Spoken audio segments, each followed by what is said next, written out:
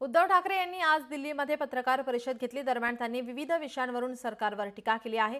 उपराष्ट्रपती धनखड यांना तडकाफडकी का काढलं असा सवाल त्यांनी यावेळी उपस्थित केला। यावर चर्चा व्हायला हवी।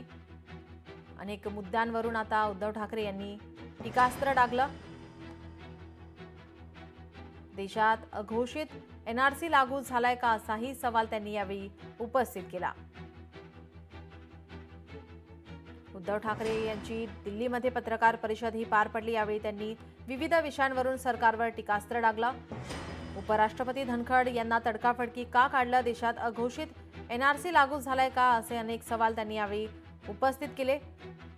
ईव्हीएम बाबत संभ्रम असताना व्हीव्हीपीएटी काढलं, व्हीव्हीपीएटी काढायचा तर निवडणुकांचा फार्स कशाला असा सवालही त्यांनी यावेळी उपस्थित केला। महत्त्वाचा विषय की पहिलं उपराष्ट्रपतींना तडकाफडकी काढलं का आणि उपराष्ट्रपती महोदय आत्ता आहेत कुठे, हा विषय महत्त्वाचा आहे।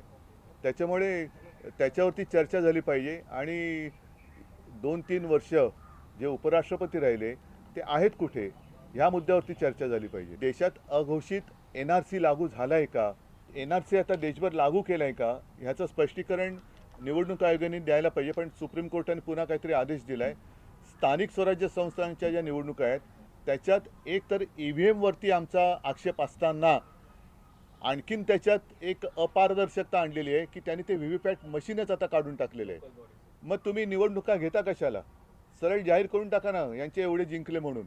आम्हाला एकतर आमचं म्हणजे मतदाराला त्याचं मत जाते कुठे हे शेवटपर्यंत कळलं पाहिजे। ते ईव्हीएममध्ये कळत नाही आहे। पण मत कुठे माझं मी दिले हे शेवटपर्यंत कळत होतं, ते ईव्हीएममध्ये कळत नाही आहे। आणि त्याच्यात आणखीन आता व्हीव्हीपॅट काढतायत, मग तुम्ही निवडणुका घेण्याचा फार्स करता कशाला। ट्रम्प आपल्या देशाची म्हणजे मोदींची अक्षरशः थट्टा करतायत, खिल्ली उडवतायत आणि आपण त्यांना अजिबात एक अवाक्षराने सुद्धा उत्तर देऊ शकत नाही आहोत। एकूणच हे सरकार अपयशी, असफल आणि असहाय्य आहे।